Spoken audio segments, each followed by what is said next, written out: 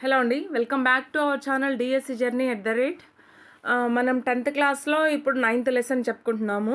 మన పర్యావరణం already part 1 కింద ఒక వీడియో రిలీజ్ చేశాను. చూడని వాళ్ళు ఉంటే వెళ్ళి చూడండి. ప్లేలిస్ట్లో మన వీడియోస్ అన్నీ ఉన్నాయి. బయాలజీకి సంబంధించి మరియు తెలుగు గ్రామర్ సిరీస్ చేస్తున్నాను, ఫిజిక్స్ కూడా చేస్తూ ఉన్నాను.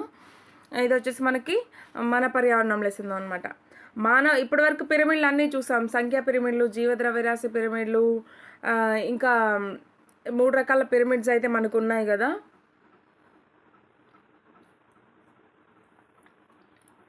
మానవ కార్యకలాపాల ఆవరణ వ్యవస్థపై వాటి ప్రభావం.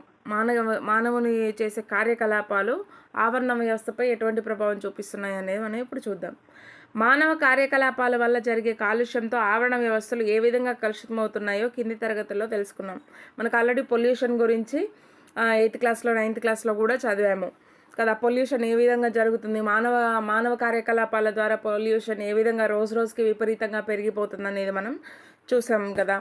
వ్యవసాయం కోసం అడవులను నరకడం ఆవరణ వ్యవస్థలు ప్రమాదకరమైన మార్పులకు గురవుతాయని, దీనివల్ల ప్రతి పోషక స్థాయిలోని జీవులు ఏ విధంగా ప్రభావితం అవుతాయో మరింత వివరంగా అర్థం చేసుకునే ప్రయత్నం చేద్దాం ఇప్పుడు. ఓకేనా. పర్యావరణంలో అంశాలు, వాటి మధ్య పరస్పర చర్యలు, మానవ కృత్యాల వల్ల జరిగే ప్రభావాలను అర్థం చేసుకోవడానికి కొలను ఆవరణ వ్యవస్థ గురించి అధ్యయనం చేద్దాం. ఇప్పుడు ఏ విధంగా నష్టాలు జరుగుతున్నాయి ఏంటి అనేది కొలను ఆవరణ వ్యవస్థను ఎగ్జాంపుల్గా తీసుకొని మనం చదువుదాం. ఓకేనా. ప్రపంచంలో చాలామంది పేద ప్రజలు పౌష్టికాహారాన్ని అందించడంలో మంచినీటి సరస్సులు ఎంతగానో ఉపయోగపడుతున్నాయి. వాటిలో కొల్లేరు సరస్సు ఒకటి. ఆంధ్రప్రదేశ్ రాష్ట్రంలో కృష్ణా గోదావరి నదుల మధ్య విస్తరించి ఉన్న ఈ కొల్లేరు సరస్సు చెప్పుకోదగిన ఒక పెద్ద మంచినీటి సరస్సు. ఇది దాదాపు 6121 చదరపు కిలోమీటర్ల మేర విస్తరించి ఉంది. కొల్లేరు సరస్సు యొక్క మెజర్మెంట్స్ అంటే ఎన్ని కిలోమీటర్ల మేర విస్తరించి ఉంది లేదా ఎన్ని చదరపు కిలోమీటర్ల మేర విస్తరించి ఉంది అంటే 6121 చదరపు కిలోమీటర్లు విస్తరించిందనమాట. కొల్లేరు సరస్సు నుండి వరద నీరు 61 కిలోమీటర్ల పొడవు గల ఉప్పుటేరు వాగు గుండా ప్రవహించి బంగాళాఖాతంలో కలుస్తుంది. కొల్లేరు సరస్సు నుంచి వరద నీరు ఏ వాగు ద్వారా బంగాళాఖాతంలో ప్రవహిస్తుందంటే ఉప్పుటేరు వాగు. ఓకేనా. కొల్లేరు పరివాహక ప్రాంతాలు సారవంతమైన ఒండ్రుమట్టి నేలలు కలిగి ఉంటాయి. 1999 నవంబర్లో భారత ప్రభుత్వం కొల్లేరు సరస్సుకు పక్షి సంరక్షణ కేంద్రంగా ప్రకటించింది. కొల్లేరు సరస్సును పక్షి సంరక్షణ కేంద్రంగా ప్రకటించిన సంవత్సరం ఎప్పుడు అని అడగొచ్చు. 1999. ఓకేనా. 1999. ఇంకా ఈ కొల్లేరు సరస్సులో వచ్చేసి 193 రకాల పక్షి జాతులు వివిధ రకాల జంతువృక్ష జాలానికి ఆవాసంగా అంటే అవి నివసించడానికి ఒక ఇల్లులాగా మనకి ఎలా ఇల్లు పక్షులకి అడవులు అలా ఆవాసం అనమాట. అడవులు కానీ నీటి ఆవరణ వ్యవస్థ కానీ జంతువులకైతే అడవులు. ఓకేనా. నీటి జంతువులు చేపలు, కప్పలు కానీ లేదంటే ఇంకా నీటిలో నివసించే ఏ జీవులు అయితే ఉన్నాయో వాటన్నిటికీ ఆవాసం ఏంటంటే సముద్రాలు, నదులు, బావులు, కుంటలు, చెరువులు. ఓకేనా. అట్లనే మనకి కొల్లేరు సరస్సులో వచ్చేసి 193 రకాల పక్షి జాతులు వివిధ రకాల జంతువృక్ష జాలానికి ఆవాసంగా ఉందంట. ఓకేనా. వాటితో పాటుగా ఎన్నో రకాల మందు మొక్కలు కూడా పెరుగుతున్నాయి ఆ కొల్లేరు సరస్సులో. మెడిసినల్ వాల్యూస్ ఉన్న మొక్కలు కూడా ఎన్నో కొల్లేరు సరస్సులో పెరుగుతున్నాయి. ఉత్తరాసియా, తూర్పు ఐరోపా దేశాల నుండి అక్టోబర్-మార్చి నెల మధ్యకాలంలో ప్రతి ఏటా కూడా 20 లక్షల పక్షులు ఈ సరస్సుకు వలస వస్తున్నాయంట. ఓకేనా. 20 లక్షల పక్షుల వరకు ఉత్తరాసియా మరియు తూర్పు ఐరోపా, ఇది కూడా పెట్టి గుర్తుంచుకోండి. కొల్లేరు సరస్సుకు ప్రతి ఏటా అక్టోబర్ మరియు మార్చి నెలలో వలసకు ఎక్కడి నుంచి పక్షులు వస్తాయంటే ఉత్తరాసియా మరియు తూర్పు ఐరోపా దేశాల నుంచి అని గుర్తుంచుకోవాలి. ఓకేనా. ఈ సరస్సుకు వలస వస్తాయన్నమాట. సరస్సుపై ఆధారపడి దాదాపు 20 మిలియన్ల ప్రజలు జీవిస్తున్నారు. ఆ కొల్లేరు సరస్సుపై ఆధారపడి 20 మిలియన్ల ప్రజలు అనేది జీవిస్తున్నారంట. అంటే దాని ద్వారా వచ్చే మనకి దానిలో దొరికే చేపల గురించి కావచ్చు, లేదంటే దానిలో దొరికే మెడిసినల్ వాల్యూస్ ఉన్న ప్లాంట్స్ మీద బ్రతికే వాళ్ళు కావచ్చు, లేదంటే దాని నుంచి వచ్చే నీరు పంట పొలాలకి పెట్టుకొని పంటను పండించుకునే వాళ్ళు కావచ్చు. ఏదైతేనేమి 20 మిలియన్ల ప్రజలు అనేది మనకి దాని మీద ఆధారపడి జీవిస్తున్నారు. ఉపగ్రహ చిత్రాలు అందిస్తున్న సమాచారం ప్రకారం గత 3 దశాబ్దాలుగా సరస్సు వైశాల్యం తగ్గిపోతుంది. సరస్సు వైశాల్యం అనేది శాటిలైట్స్ ద్వారా ఫొటోస్ తీసి గమనిస్తే జరిగింది ఏంటంటే సరస్సు వైశాల్యం అనేది తగ్గిపోతుంది. కాలుష్యాలు కలుస్తుండడం వల్ల జీవజాలానికి ముప్పు ఏర్పడుతుంది. ఎన్నో కలుషితాలు ఫ్యాక్టరీస్ నుంచి వచ్చే కలుషితాలు కానీ, లేదంటే చికెన్ సెంటర్ నుంచి, లేదంటే మటన్ సెంటర్ నుంచి మనకి ఇట్లా వేస్టేజ్ అనేది ఉంటుంది కదా, నాన్ వెజ్ కట్ చేసే వేస్టేజ్, అది కూడా మనకి నీళ్ళల్లో వేయడం జరుగుతుంది. ఈ మధ్య మనం చాలా చూస్తున్నాం ఇటువంటి కేసెస్. ఓకేనా? అట్లాంటి వేస్టేజెస్ పడేయడం వల్ల కావచ్చు, లేదంటే ఏదైనా ఫ్యాక్టరీస్ నుంచి వచ్చే కెమికల్స్ ఆ సరస్సులోకి విడుదల చేయడం వల్ల కావచ్చు, కాలుష్యాలు అనేవి విపరీతంగా పెరిగిపోతుంది అనమాట. పూడిక చేరటం వల్ల వరదలు సర్వసాధారణమయ్యాయి. పూడికలు అనేవి బాగా చేరుతున్నాయంట.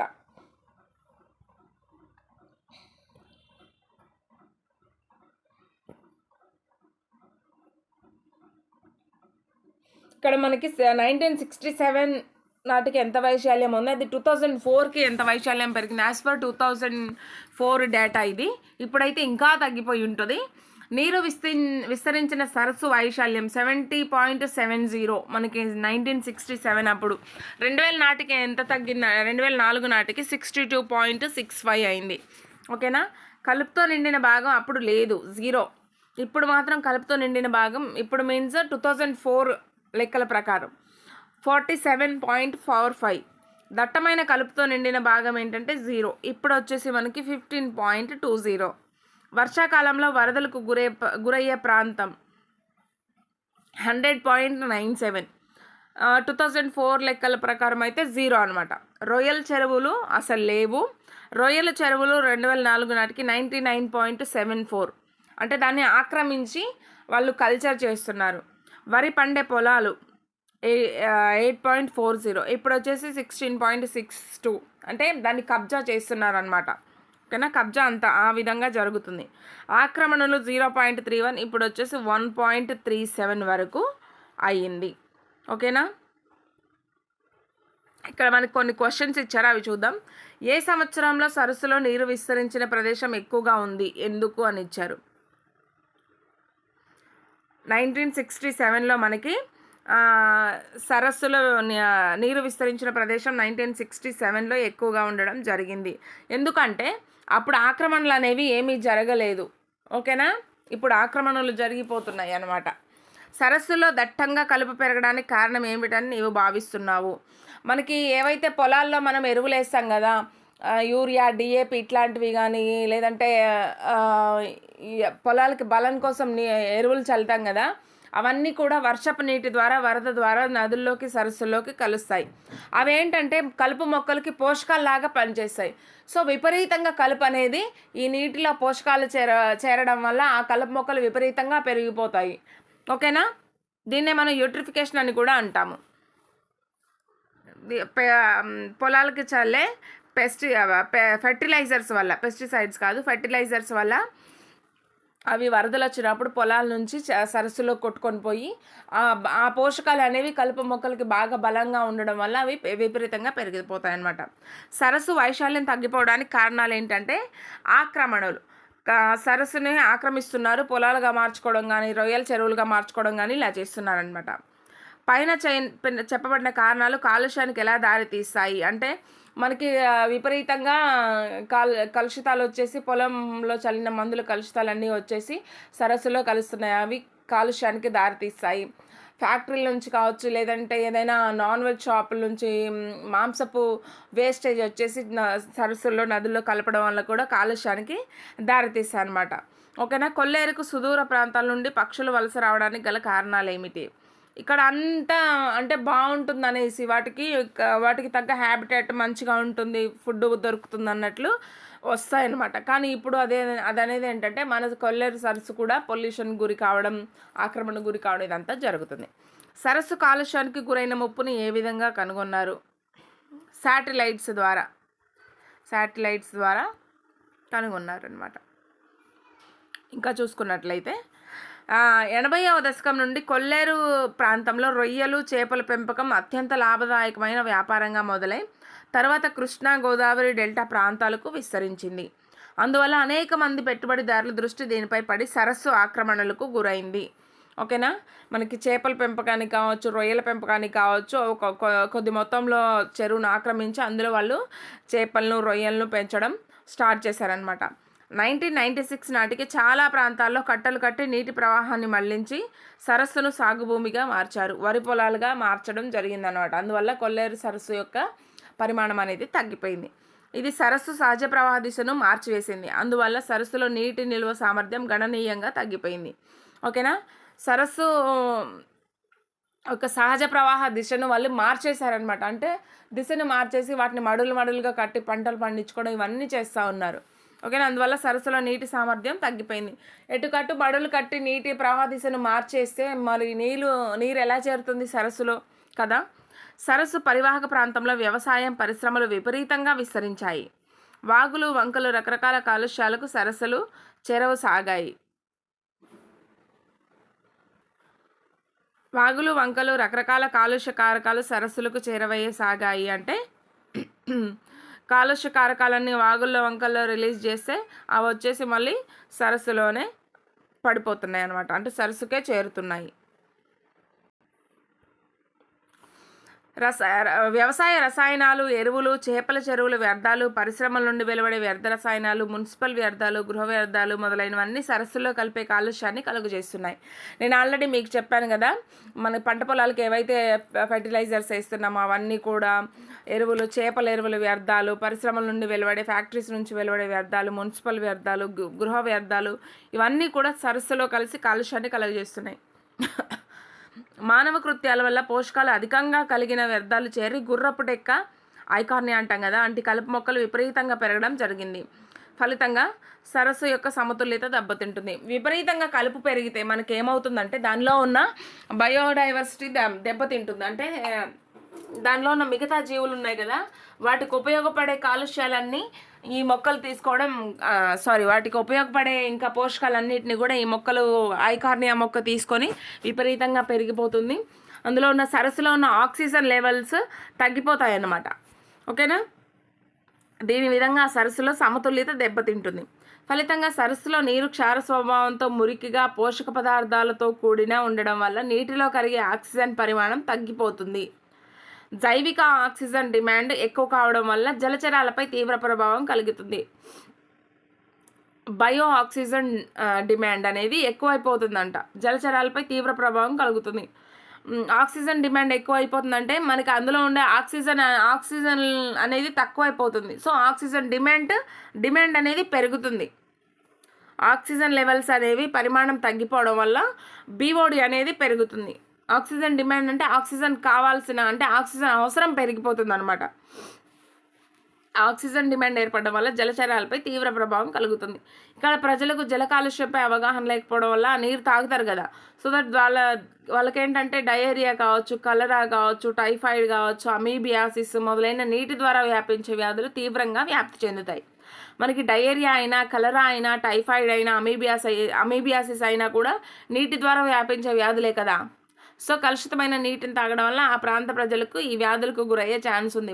వారికి అవగాహన లేకపోవడం వల్ల ఇవి తాగుతూ ఉంటారు. ఓకేనా.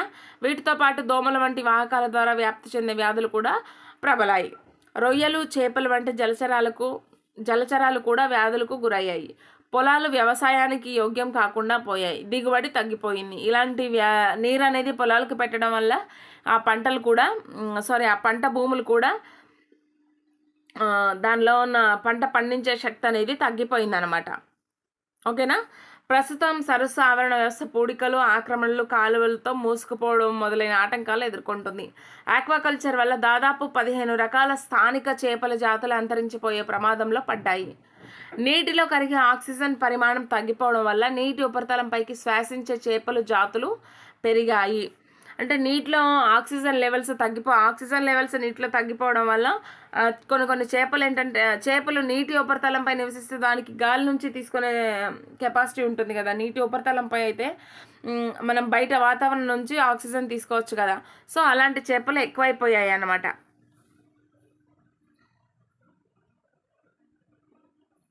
మనకు కొన్ని సమస్యలు వ్యవసాయం, చేపల పెంపకం, పరిశ్రమలు, మానవ కార్యకలాపాలు అనేవి ఇవ్వడం జరిగింది. జైవిక సంబంధిత సమస్యలు: పక్షుల వలస తగ్గడం, వృక్ష జంతుజాలం తగ్గడం, రోగకారకాలు. పక్షుల వలస తగ్గడం చేపల పెంపకం వల్ల అయితే, వృక్ష జంతుజాలం తగ్గడం కూడా చేపల పెంపకం, రోగకారకాలు మానవ కార్యకలాపాల వల్ల. యూట్రోఫికేషన్, విష పదార్థాల వ్యాప్తి అనేది విపరీతంగా పెరుగుతుంది. జైవిక సంబంధిత సమస్యలు ఏంటంటే పక్షుల వలస తగ్గడం, వృక్ష జంతుజాలం తగ్గడం, రోగకారకాలు పెరగడం. రసాయన కారకాలు వచ్చేసి యూట్రోఫికేషన్ అంటే మనకి పంట పొలాల్లో వ్యవసాయం ద్వారా వచ్చే రసాయనాలు అనేవి విపరీతంగా పెరిగిపోయి కలుపు మొక్కలకి పోషకాలుగా ఉపయోగపడి కలుపు మొక్కలు విపరీతంగా పెరగడం. లైక్ గుర్రపడెక్క, ఐకార్నియా. విష పదార్థాల వ్యాప్తి, అవి మన పంట పొలాల నుంచి వచ్చే రసాయనాలు, ఫెర్టిలైజర్స్ కావచ్చు, పెస్టిసైడ్స్ కావచ్చు. భౌతిక కారకాలు వచ్చేసి మేటలు వేయడం మరియు వరదలు.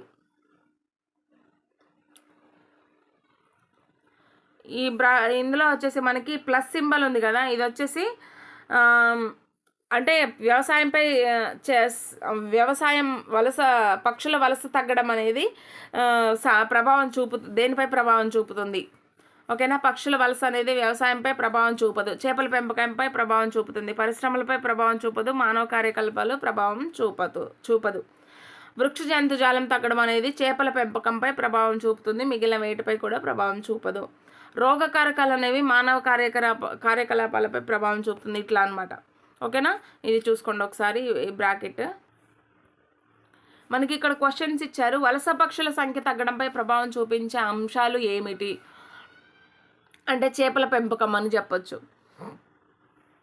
భౌతిక సమస్యలకు జీవ సంబంధ సమస్యలకు మధ్య ఏమైనా సంబంధం ఉందా అని నీవు భావిస్తున్నావా? అఫ్కోర్స్ ఉంది. భౌతిక సమస్యలు జీవ సంబంధ సమస్యలపై ప్రభావం కంపల్సరీ ఉంటుంది. రసాయనిక సమస్యలు ఏర్పడడానికి గల కారణాలు ఏమై ఉంటాయి? కెమికల్స్, వ్యవసాయం ద్వారా వచ్చే రసాయనాలు మీన్స్ ఫెర్టిలైజర్స్ కావచ్చు, పెస్టిసైడ్స్ కావచ్చు, అవన్నీ వర్షాలు వచ్చినప్పుడు నీటిలోకి చేరడం వల్ల మనకి పొల్యూషన్ అనేది పెరుగుతుంది, రసాయనాలు అనేవి పెరుగుతాయి. నీటిలో కరిగిన ఆక్సిజన్ పరిమాణం తగ్గిపోతే ఏమవుతుంది? తగ్గిపోతే BOD పెరుగుతుంది. ఓకేనా, బయో ఆక్సిజన్ డిమాండ్ అనేది పెరుగుతుంది. నీటిలో ఉన్న జీవుల సంఖ్య అనేది తగ్గిపోతుంది, ఎందుకంటే ఆక్సిజన్ లెవెల్స్ తక్కువ ఉంటాయి కాబట్టి. ఓకేనా, మురికిగా పోషక పదార్థాలు కలిగిన నీటికి జైవిక ఆక్సిజన్ డిమాండ్ ఎక్కువ తక్కువ, తద్వారా కలిగే ప్రభావం ఏంటి? మురికిగా పోషక పదార్థాలు కలిగిన నీటికి జైవిక ఆక్సిజన్ డిమాండ్ అనేది ఎక్కువగా ఉంటుంది. ఎందుకు ఎక్కువగా ఉంటుందంటే అక్కడ నీటిలో కరిగే ఆక్సిజన్ అనేది తక్కువ ఉంటుంది కాబట్టి ఆక్సిజన్ డిమాండ్ అనేది ఎక్కువగా ఉంటుంది. ఓకేనా, తద్వారా కలిగే ప్రభావం ఏమిటంటే నీటిలో కరిగే అంటే ఏవైతే ఆక్సిజన్ కావాల్సిన జీవులు ఉంటాయో అవి చనిపోయే ప్రమాదం ఉంది. నెక్స్ట్ వచ్చేసి కొల్లేరు పరివాహక ప్రాంత ప్రజలు అనేక ఇబ్బందులు గురికావడానికి కారణాలు ఏమిటి? నీటిలో పొల్యూషన్ ఎక్కువగా ఉండడం వల్ల పొల్యూషన్ అనేది ఎక్కువగా విపరీతంగా పెరిగిపోతుంది. దానివల్ల వాళ్ళు నీటి ద్వారా వ్యాపించే వ్యాధులు డయేరియా కావచ్చు, అమీబియాసిస్ కావచ్చు, కలరా కావచ్చు, ఇట్లాంటి వ్యాధులకు గురవుతున్నారు. నెక్స్ట్ క్వశ్చన్, పక్షుల వలసపై కాలుష్యం ఎలాంటి ప్రభావం కలిగించిందని నీ భావిస్తున్నావు?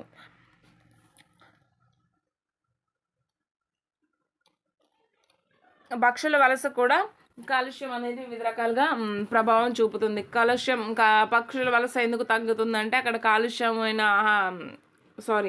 కాలుష్యంగా ఉన్న నీరుని ఉపయోగించుకోవడం వల్ల కావచ్చు, కలుషితమైన ఆ నీటిలో పెరిగే జీవులు కూడా ఆ నీటిలో ఉన్న కెమికల్స్ అనేవి ఆ జీవుల్లో కూడా వెళ్ళడం వల్ల ఆ చిన్న చిన్న చేపలను పక్షులు తినడం వల్ల వాటి గుడ్డు అనేది పగిలిపోతూ ఉంది. సో వాటి పక్షి జనాభా కూడా తగ్గిపోతుంది కలుషితమైన ఆహారం తీసుకోవడం వల్ల, నీటిలో ఉన్న కలుషితమైన ఆహారం తీసుకోవడం వల్ల. ఓకేనా,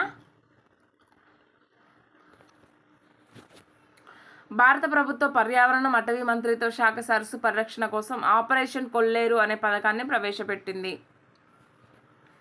ఓకేనా,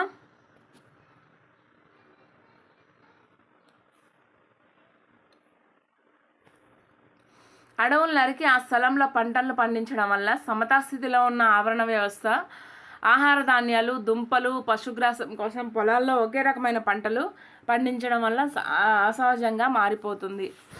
ఓకేనా, అడవులు నరికి ఆ స్థలంలో పంటలు పండించడం వల్ల సమతాస్థితిలో ఉన్న ఆవరణ వ్యవస్థ ఆహార ధాన్యాలు, దుంపలు, పశుగ్రాసం కోసం పొలాల్లో ఒకే రకమైన పంటలను పండించడం వల్ల అసహజంగా మారిపోతుంది.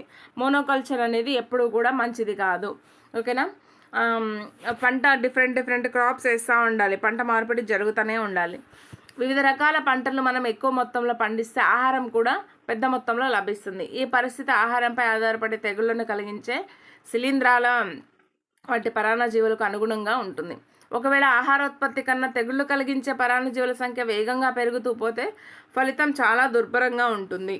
ఈ పరిస్థితి అధిగమించడానికి మనం అపాయకరమైన రసాయనాలు, పెస్టిసైడ్స్, గుల్మనాశకాలను మరియు శిలీంద్రనాశకాలను వాడడం జరిగింది.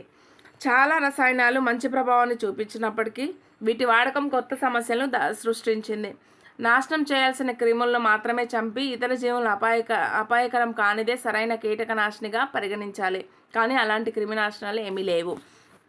దీని అర్థం ఏంటంటే, మనం విపరీతంగా వ్యవసాయం దిగుబడి రావడం కోసం పంటలు పండిస్తూ ఉన్నాం కదా, దానివల్ల ఏం జరుగుతుందంటే మనకి ఏమైనా తెగుళ్ళు ఆశించినాయనుకో, లేదంటే కలుపు మొక్కలు కానీ, గుల్మాలు కానీ, కలుపు మొక్కల కోసం మనం వాడే శిలీంద్రనాశకాల కోసం వాడే పెస్టిసైడ్స్ అన్నీ కూడా వాటి ప్రభావాన్ని మనం ఇప్పుడు ఒక ఇన్సెక్ట్ ఉందనుకో, దాని మీదకి అది చావాలని మనం వాడుతున్నాము. కానీ దాంతోపాటు మిగిలిన కొంచెం మనకి ఉపయోగపడే కీటకాలు కూడా ఉంటాయి. ఫర్ ఎగ్జాంపుల్ పాలినేషన్కి కొన్ని కీటకాలు మనకు ఉపయోగపడతాయి. అట్లాంటి మనకి రైతులకు ఉపయోగపడే కీటకాలను కూడా చంపడం జరుగుతుంది ఈ పెస్టిసైడ్స్ అనేవి. ఓకేనా. అంటే మనకు అవసరం, మనం చంపాలి అనుకున్న కీటకాన్ని మాత్రమే చంపి మిగిలిన వాటికి హాని చేయని కీటకనాశిని మనం వాడాలంట. కానీ అలాంటి కీటకనాశనాలు ఏమి ప్రస్తుత రోజుల్లో లేవు. మీకు తెలిసిన, మీరు విన్న ఏమైనా 2 కీటకనాశనాలు, శిలీంద్రనాశకాల పేర్లు తెలపండి. మనం వ్యవసాయం చేసే వాళ్ళకైతే ఈ నేమ్స్ తెలుస్తాయన్నమాట. మీరు క్రిములు, శిలీంధ్రాల నుండి ఆహారపు గింజలు, ధాన్యాలను సంరక్షించుకోవడానికి ఇంట్లో ఏ విధంగా నిల్వ చేస్తారంటే, ఏవైనా వేపాకులు కావచ్చు, ఇంకా ఇట్లాంటివి ఏమైనా మనం వేసి గింజల్లో అంటే బియ్యంలో కానీ, వడ్లలో కానీ మిరియాలు, లవంగాలు లేదా వేపాకులు ఇట్లాంటివి వేసి మనం నిల్వ చేసుకోవచ్చు. ఓకేనా. ఈ పెస్టిసైడ్స్ విచక్షణారహితంగా ప్రభావాన్ని చూపుతూ ఎక్కువ సంఖ్యలో ఇతర జంతువులను నాశనం చేస్తున్నాయి. మనం ఏదైతే టార్గెట్ కీటకం ఉందో దాన్ని చంపేదానికంటే ఇతర జీవులను కూడా నాశనం చేస్తున్నాయి అన్నమాట. వీటిలో ఈ క్రిములను ఆహారంగా తీసుకునే జంతువులు మరియు ఇతరులకు ఆహారమయ్యే జంతువులు కూడా ఉంటాయి. ఫలితంగా పెస్టిసైడ్స్ ఆహారపు గొలుసులో అనూహ్యమైన మార్పులకు దారితీస్తూ ఆవరణ వ్యవస్థ యొక్క సమతుల్యతను దెబ్బతీస్తాయి. ఇవి నేలలో కలిసిపోయినప్పుడు అవి కలిగించే ప్రభావం ఇంకా అపాయకరంగా ఉంటుందన్నమాట. పెస్టిసైడ్ల వల్ల కలిగే విషపూరిత ప్రభావం వల్ల చాలా కాలం పాటు ఉంటుంది. వీటి వల్ల కలిగే విషపూరిత ప్రభావం అనేది చాలా కాలం ఉంటుందంట. కొన్ని కీటకనాశనలు మరియు గుల్మనాశకాలు విచ్ఛిన్నం చెందగలిగినవిగా ఉంటాయి. ఇవి తక్కువ కాలంలోనే, సాధారణంగా 1 సంవత్సరం లోపే నిరుపాయకరమైన పదార్థాలుగా, అంటే యూజ్లెస్ పదార్థాలుగా విచ్ఛిన్నం అవుతాయి. పాదరసం, ఆర్సెనిక్, సీసం కలిగిన పెస్టిసైడ్స్ విచ్ఛిన్నం చెందవు.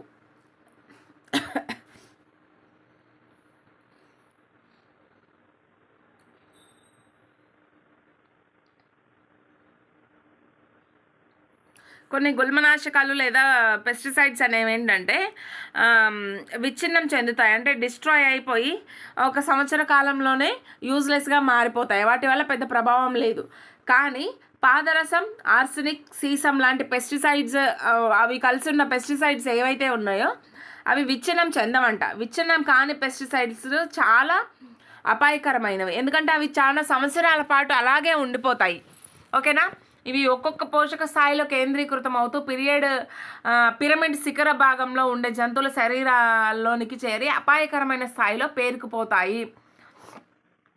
ఆహారపు గొలుసు ద్వారా ఒక పోషక స్థాయి నుంచి ఇంకొక పోషక స్థాయికి ఈ ఆర్సెనిక్ కావచ్చు, సీసం కావచ్చు, ఇంకా పాదరసం అనేవి ఆహారపు గొలుసు ద్వారా అన్ని పోషక స్థాయిలోకి, అన్ని జీవుల్లోకి చేరుతాయన్నమాట. ఆహారపు గొలుసులోని కాలుష్యాలు చేరడాన్ని జైవిక వ్యవస్థాపనం లేదా బయో అక్యుములేషన్ అంటారు.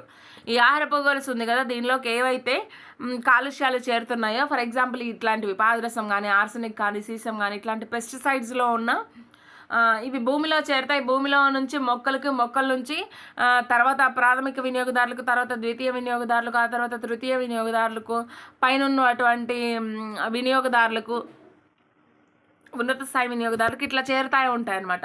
ఇలా చేరడాన్నే అంటే ఆహారపు గొలుసు ద్వారా కాలుష్యాలు చేరడాన్ని జైవిక వ్యవస్థాపనం లేదా బయో అక్యుములేషన్ అంటారు. ఆహారపు గొలుసులోని ఒక పోషక స్థాయి నుండి తర్వాత పోషక స్థాయికి చేరిన కాలుష్యాలు సాంద్రీకృతమయ్యే విధానాన్ని జైవిక వృద్ధీకరణం అంటారు. బయో మ్యాగ్నిఫికేషన్ అంటే మ్యాగ్నిఫై అవుతూనే ఉంటాయి. జైవిక వృద్ధీకరణం అంటే వృద్ధి చెందుతా అంటే ఒక దాని నుంచి ఇంకో దానికి ఒక పోషక స్థాయి నుంచి తర్వాత పోషక స్థాయికి చేరిన కాలుష్యాలు సాంద్రీకృతం అవుతాయంట. దాన్ని మనం బయో మ్యాగ్నిఫికేషన్ అంటారు. మానవ ఆరోగ్యంపై జైవిక వ్యవస్థాపన యొక్క ప్రభావాన్ని గురించి మరొక పరిశోధన అంశాన్ని మనం పరిశీలిద్దాం. అదేంటో దానికి బెస్ట్ ఎగ్జాంపుల్ వచ్చేసి మనకి ఏదిలాబాద్ నీటి రిజర్వాయర్లోని చేపలు సిప్రినస్ స్కార్పియో. ఆ చేపలు మెయిన్గా సిప్రినస్ స్కార్పియో కాలక్రమేణా పేరుకుంటున్న భార మూలకాలు మానవులపై ప్రభావం ఏ విధంగా చూద్దాం. భారతదేశంలోని పట్టణ ప్రాంతాలు, పరిసరాల్లో ప్రవహించే నదులు మరియు నీటిని నిల్వ చేసే రిజర్వాయర్లలో నివసించే జలచరాల దృష్ట్యా ప్రమాదకర పరిస్థితులు క్రమంగా పెరిగిపోతున్నాయి. ఎందుకంటే మనం ఆల్రెడీ చదువుతూనే ఉన్నాం కదా పెస్టిసైడ్స్ వల్ల అనేసి.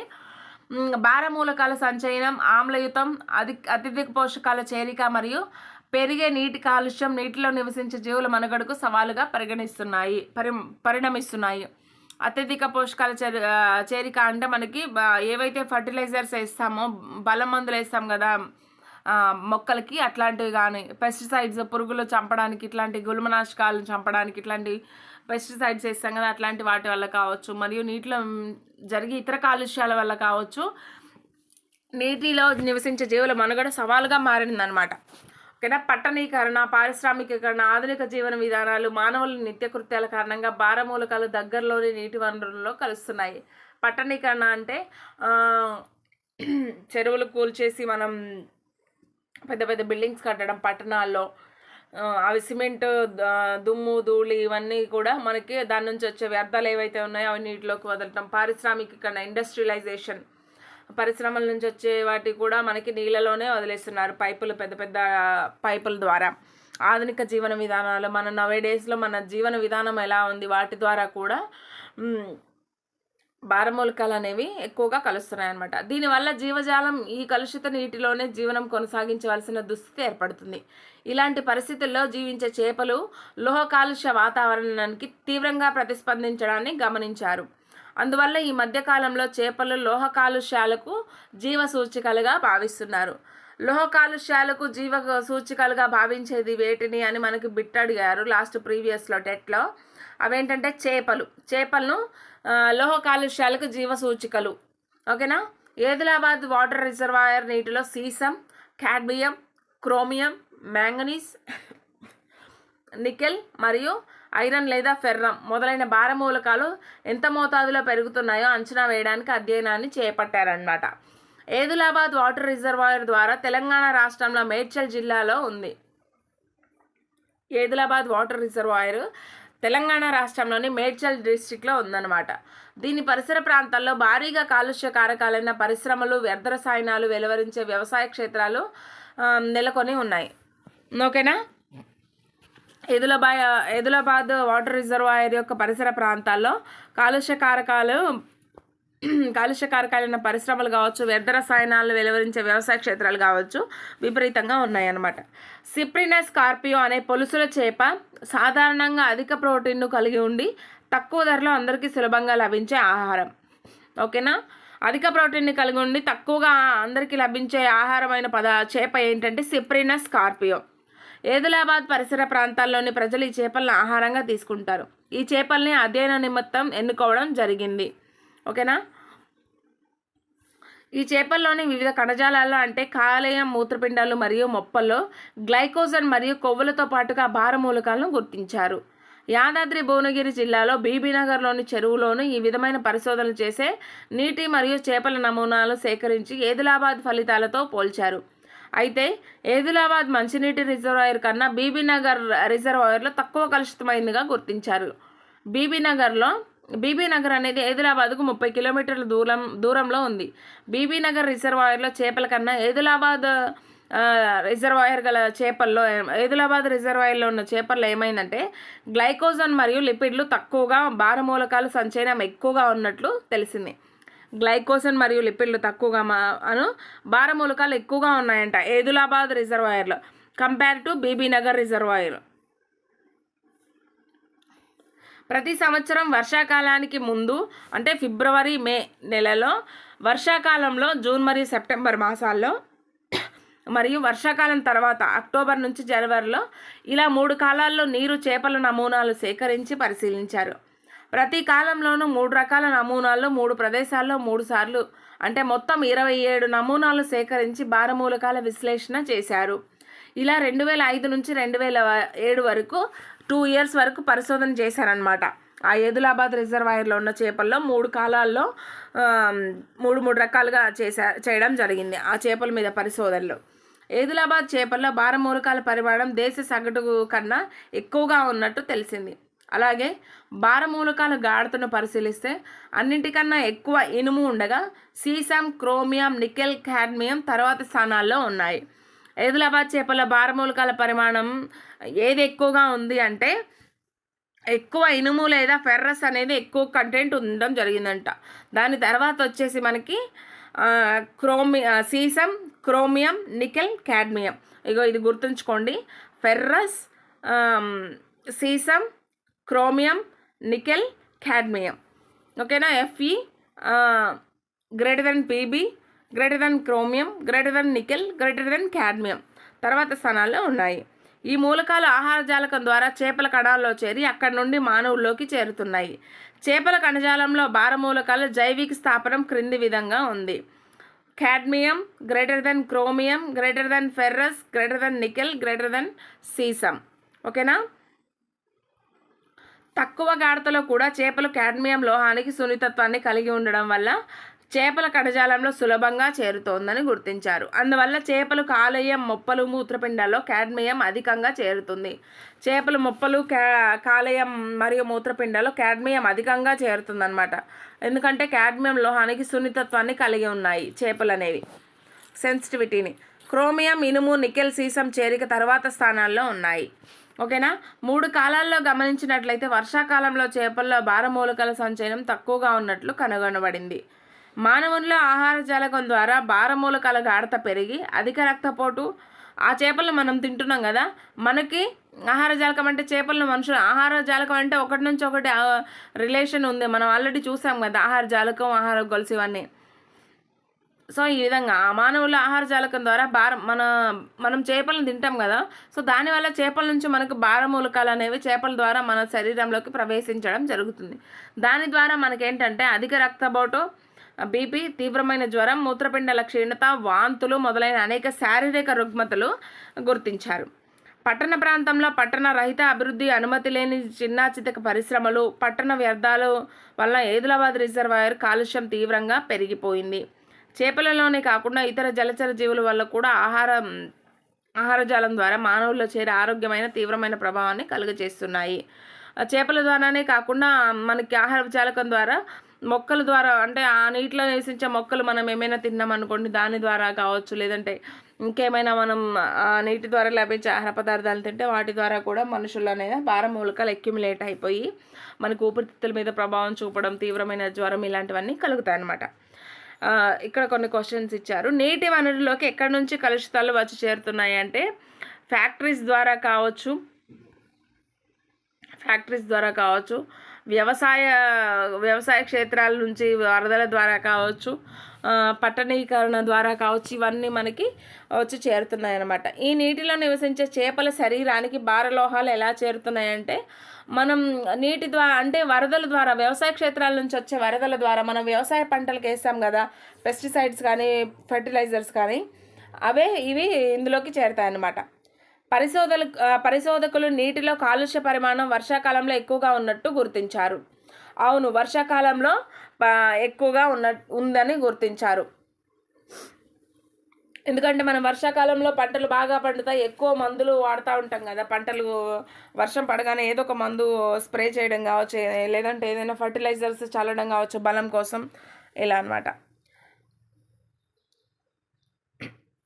నెక్స్ట్ క్వశ్చన్ వచ్చేసి, నీటిలో దొరికే చేపలు తినడం వల్ల ప్రజలు అనేక వ్యాధులకు గురి కావడానికి కారణం ఏంటంటే, నీటిలో అనేది ఆ నీటిలో ఉన్న వ్యర్థాలు ఏవైతే ఉన్నాయో అవి చేపల శరీరంలోకి ప్రవహిస్తాయి. ఆ చేపలను తినడం ద్వారా భారమూలకాలు అనేవి మనలోకి వస్తున్నాయి. ఓకేనా. ఇంకా వచ్చేసి, నదులపై ఆనకట్టలు నిర్మిస్తూ, చిత్తడి నేలలు సముద్ర తీరాలను ఆక్రమిస్తూ, అడవులను నరుకుతూ, భూమిని పంటలను పండిస్తూ, కాలువలు, రహదారులు, పట్టణాలు మరియు నగరాలను నిర్మిస్తూ మానవుడు సహజ ఆవరణ వ్యవస్థలో ఎన్నో మార్పులకు గురి చేశాడు.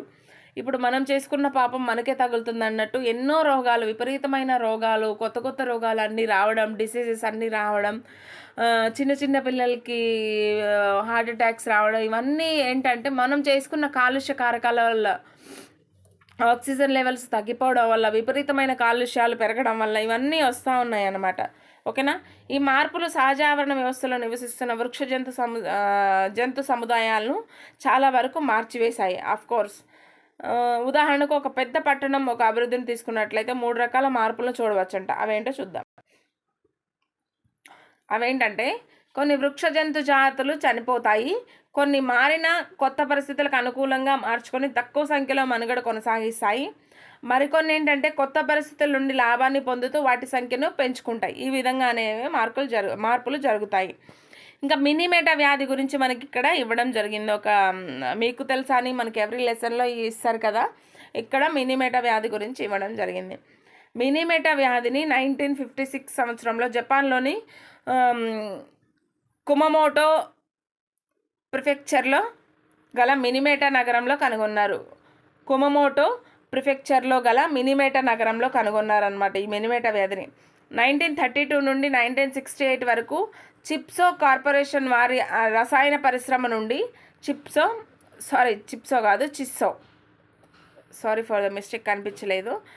చిస్సో కార్పొరేషన్ వారి రసాయన పరిశ్రమ నుండి విడుదలైన మిథైల్ మెర్క్యూరీతో కూడిన వ్యర్థ పదార్థాలే మినీమేటా వ్యాధికి కారణం. మినీమేటా వ్యాధికి కారణమైన వ్యర్థాలు ఏంటంటే మిథైల్ మెర్క్యూరీతో కూడిన వ్యర్థాలు అన్నమాట. ఓకేనా. షిరణి సముద్రం, మినిమేటా అఖాతంలో ఉండే చేపల ద్వారా వీటిని తినే స్థానిక మనుషుల్లోకి మిథైల్ మెర్క్యూరీ చేరి అనారోగ్యాలకు దారితీసింది. ఫలితంగా పిల్లలు, కుక్కలు, పందులు,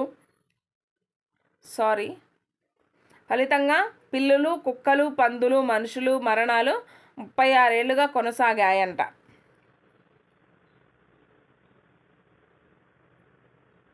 మానవ కార్యకలాపాలు పర్యావరణం మీద ఎంతటి దుష్ప్రభావాన్ని కలిగిస్తాయి అనడానికి చైనాలో జరిగిన ఒక సంఘటన ఎగ్జాంపుల్గా తీసుకొని మనం ఇప్పుడు చూద్దాం. పిచ్చుక మీద బ్రహ్మాస్త్రం చైనా వాళ్ళు ప్రయోగించారు. పిచ్చుక మీద బ్రహ్మాస్త్రం అంటే మనం ఏదో సామెత అనుకుంటాం, కానీ కాదు, అది రియల్గా జరిగింది.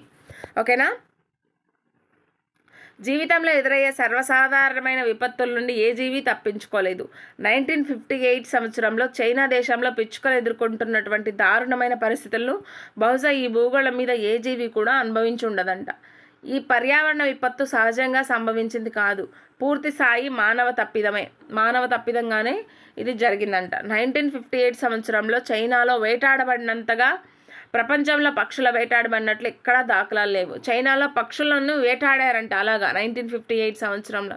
ప్రపంచంలో ఎక్కడా జరగలేదు అట్లాంటి ఒక పక్షుల వేట అనేది. చైనా ప్రభుత్వం పారిశ్రామిక ఉత్పత్తులను పెంచే దిశలో గ్రామీణ రైతులను పెద్ద ఎత్తున ప్రోత్సహించింది.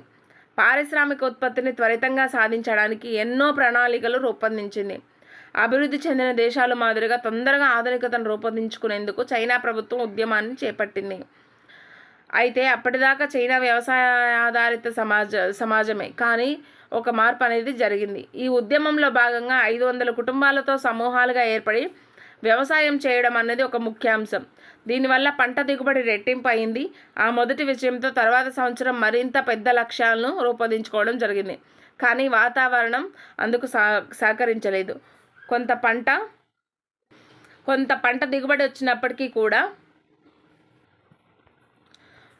పంట దిగుబడి వచ్చినప్పటికీ తగిన ఫలితాలు సాధించలేకపోయామనే భయంతో ప్రభుత్వం, వ్యవసాయ అధికారులు దిగుబడిని ఎక్కువగా లెక్కగట్టారు. ఈ తప్పుడు లెక్కలు ప్రజల అవసరాలకు, ఆహార సరఫరాకు మధ్య గల సమతుల్యతపై తీవ్రంగా ప్రభావం చూపాయి. దీని నుండి తప్పించుకోవడానికి అధికారులు తమ తప్పిదాన్ని పిచ్చుకలపైకి నెట్టారు. గిడ్డంగుల నుంచి సంవత్సరం కాలంలో ఒక పిచ్చుక సుమారుగా 1.8 కిలోల ధాన్యపు గింజలు తిన్నదని, అందువల్ల ఆహార కొరత ఏర్పడిందని ప్రకటించారు. ప్రభుత్వం ఏం చేసిందంటే, గిడ్డంగులు అంటే మనం ధాన్యపు గింజలు నిల్వ చేస్తాం కదా, వాటి నుంచి ఒక పిట్ట అనేది సుమారుగా 1.8 కిలోలు గింజలు అనేవి తిన్నది ఒక సంవత్సర కాలంలో అని చెప్పారనమాట. పిచ్చుకలపై నేరాన్ని మోపారు ప్రభుత్వం. పల్లెల్లో పట్టణాల్లో ప్రజలందరినీ పిచ్చుకలపై యుద్ధం చేయాల్సిందిగా ఆదేశించారు. అంటే పిచ్చుకల్ని చంపాల్సిందిగా ఆదేశించారంట. ప్రజలంతా వలలు పన్ని పెద్ద సంఖ్యలో పిచ్చుకలను పట్టుకొని చంపడం మొదలుపెట్టారు. విష ప్రయోగం చేశారు. తుపాకులతో కాల్ చేశారు. అవి అలసట విసుగుతో ఎగరలేక కింద పడి చనిపోయే వరకు డప్పులు వాయిస్తూ శబ్దాలు చేశారు. గూళ్లను నాశనం చేశారు. గుడ్లను పగలగొట్టారు. చివరికి పిచ్చుక పిల్లలను కూడా వదలకుండా చంపేశారు. ప్రభుత్వం చంపిన పిచ్చుకల సంఖ్య ఆధారంగా పాఠశాల ప్రభుత్వ కార్యాలయాలకు బహుమానాలు గుర్తింపుగా ఇచ్చింది. ఎన్ని పిచ్చుకలు ఎవరు ఎక్కువ చంపితే అంత బహుమతి అన్నట్టు ప్రభుత్వం ప్రకటించిందనమాట. చూసారా ఎంత దుర్మార్గంగా ఉందో. తర్వాత కొంతమంది శాస్త్రవేత్తలు చనిపోయిన పిచ్చుకల జీర్ణ వ్యవస్థలో పదార్థాలు పరిశీలించారు. దానిలో 3 వంతుల పంటలను నాశనం చేసే క్రిమికీటకాలు ఉండగా 1 వంతు మాత్రమే ధాన్యపు గింజలు ఉన్నాయి. అంటే పిచ్చుకలు ఏం తింటున్నాయంటే పంటలను నాశనం చేసే క్రిమికీటకాలే ఎక్కువ ఉన్నాయి. 1 వంతు మాత్రమే ధాన్యపు గింజ ఉన్నట్లు కనుగొన్నారు. పిచ్చుకలు మానవులకు ఎంతో ఉపయోగం కలిగించేవి. అంటే ఆ ఇన్సెక్ట్స్ అన్నిటినీ పంటను నాశనం చేసే పురుగులన్నింటినీ పిట్టలే కదా తిన్నది. ఓకేనా. ప్రభుత్వం చెప్పినట్టుగా అవి గింజలు ఏమీ తినలేదు. గింజలు 1 వంతు తింటే 3 వంతులు పంటను నాశనం చేసే పురుగులనే తిన్నాయన్నమాట. పరిశోధనల ద్వారా నిర్ధారణకు వచ్చారు. పిచ్చుకలను నాశనం చేసే ప్రయత్నాల వల్ల పంట దిగుబడి పెరగకపోగా మరింత ఇంకా తగ్గిపోయింది. పిచ్చుకలను నాశనం చేయడం వల్ల ఇంకా పంట దిగుబడి అనేది విపరీతంగా తగ్గిపోయింది. ఎందుకంటే పిచ్చుకల్ని పురుగులను తినే పిచ్చుకల్ని వీళ్ళు చంపేశారు కదా. సో ఇంకా రోగాలు ఎక్కువై పంట దిగుబడి అనేది ఇంకా తగ్గిపోయింది అనమాట. నిజం తెలుసుకున్న తర్వాత పిచ్చుకలకు చంపే ఈ ఉద్యమాన్ని ప్రభుత్వం ఆపివేసింది. కానీ అప్పటికే జరగాల్సిన నష్టం అంతా జరిగిపోయింది. విపరీతంగా యుద్ధం చేసినట్లుగా పక్షులన్నింటినీ చంపితే ఇంకెక్కడి నుంచి వస్తాయి? అప్పటికే జరగాల్సిన నష్టం అనేది జరిగిపోయింది అనమాట.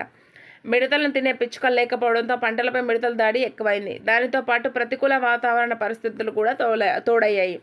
అతిపెద్ద కరువుకు దారితీశాయి. విపరీతమైన కరువు వచ్చిందనమాట. మిడతలను చంపడానికి కీటకనాశులను పెద్ద మొత్తంలో వినియోగించడం ప్రారంభించడంతో నేల నాణ్యత క్షీణించింది. మిడతలను చంపడానికి పక్షులు లేవు కాబట్టి విపరీతంగా అంటే పెస్టిసైడ్స్ ఉపయోగించారు. ఆ పెస్టిసైడ్స్ ఉపయోగించడం వల్ల నేల నాణ్యత అనేది బాగా తగ్గిపోయిందనమాట. పొలాల్లో పనిచేయాల్సిన రైతులు వ్యవసాయ గిట్టుబాటు కాకపోవడంతో వేల సంఖ్యలో గ్రామాల వదిలిపై పరిశ్రమలో కార్మికులుగా వెళ్ళిపోయారు. ఏం చేస్తారు? ఇంకా పంట దిగుబడి లేదు, పక్షులన్నీ చనిపోయాయి, విపరీతమైన నష్టం వచ్చింది, పరిశ్రమలకు కూలీలుగా వెళ్ళిపోయారనమాట. ఏ ఆహారపు గొలుసు నుంచి పైన చర్చించడం జరిగింది అంటే మనం వ్యవసాయ ఆహారపు పంట ద్వారా ఏమేం జరుగుతుంది, ఏంటి అసలు పక్షుల గురించి ఏముంది అనేవి చర్చించడం జరిగింది.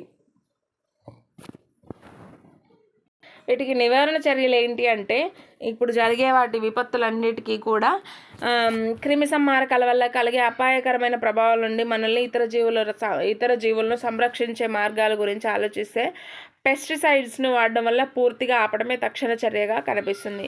పెస్టిసైడ్స్ అనేవి వాటి వాడకం పూర్తిగా ఆపాలన్నమాట.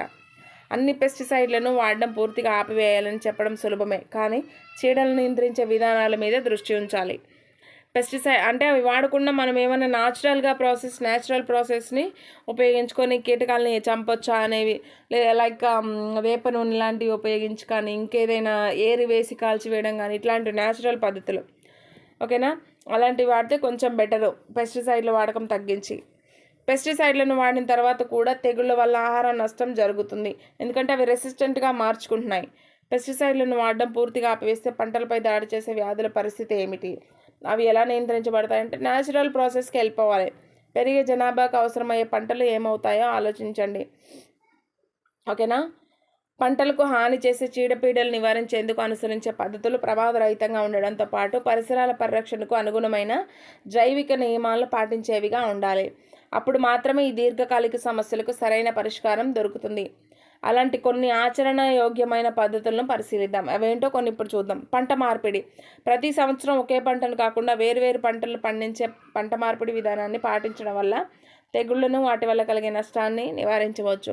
పంట మార్పిడి చేయడం వల్ల ఏంటంటే మనకి తెగుళ్ళు అంతగా వ్యాపించవు. ఈ ఇయర్ ఉన్న పంట వేరే ఇయర్ ఉండదు కాబట్టి అక్కడ ఏదైతే తెగులు ఉందో ఆ పంట మీద అటాక్ చేయకుండా ఉంటుంది. ఓకేనా. తెగుళ్ళకు సంబంధించిన జీవిత చరిత్రలను తెలుసుకోవడం. వాటి యొక్క తెగుళ్ళకు సంబంధించిన జీవిత చరిత్రలు తెలుసుకుంటే ఏ తెగులు ఎలా వ్యాపిస్తుంది, తెగులు కలిగించే చీడపీడల జీవిత చరిత్రలోని దశలను అర్థం చేసుకోవడం వల్ల పంట నష్టాన్ని నివారించే విత్తనాలు నాటాలి. ఓకేనా. వాటిని విధానాలు తెలుసుకోవడం వల్ల మనం కొంచెం ముందుగా ఏమైనా జాగ్రత్తలు తీసుకునే ఛాన్సెస్ ఉంటాయన్నమాట. జైవిక నియంత్రణ. తెగుళ్ళు కలిగించే కారకాలను తినే సహజ భక్షకులను వాటిపై ఆధారపడి పరాన్నజీవులను ప్రవేశపెట్టడం ద్వారా తెగుళ్లను నియంత్రించవచ్చు. తెగుళ్ళు కలిగించే కారకాలు తినే సహజ భక్షకులను ప్రవేశపెట్టాలంట. వాటిపైన ఆధారపడే పరాన్నజీవులు కూడా ప్రవేశపెట్టడం వల్ల తెగుళ్లను నివారించవచ్చు. అంటే ఏవైనా ఇప్పుడు కొన్ని కీటకాలు తినే పక్షులు ఉన్నాయనుకోండి, మనం కీటకాల వల్లే కదా, ఇన్సెక్ట్స్ వల్లే కదా మనకి వ్యాధులు వచ్చేది మన పంటలకి. సో కొన్ని పక్షులను ప్రవేశపెట్టడం వల్ల అట్లా ఏమైనా సహజంగా న్యాచురల్ మెథడ్స్లోకి వెళ్ళొచ్చు. దాన్ని జైవిక నియంత్రణ అంటారు. జన్యు ఉత్పరివర్తన రకాలు. వివిధ రకాల తెగుళ్లను వాతావరణ పరిస్థితులకు తట్టుకునే జన్యు సంబంధ రకాలను అభివృద్ధి చేయడం ద్వారా పురుగు మందుల వినియోగాన్ని తగ్గించవచ్చు అంట. పర్యావరణ నైతికతను కలిగి ఉండడం.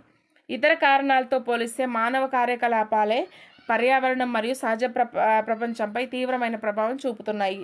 కనుక పర్యావరణం పట్ల నైతిక విలువలు కలిగి ప్రవర్తించాలి. చట్టాలు ఉన్నంత మాత్రాన సరిపోదు. పర్యావరణ పరంగా ఏది సరైనదో ఏది సరికానదో తెలుసుకొని మనం ప్రవర్తించాలన్నమాట.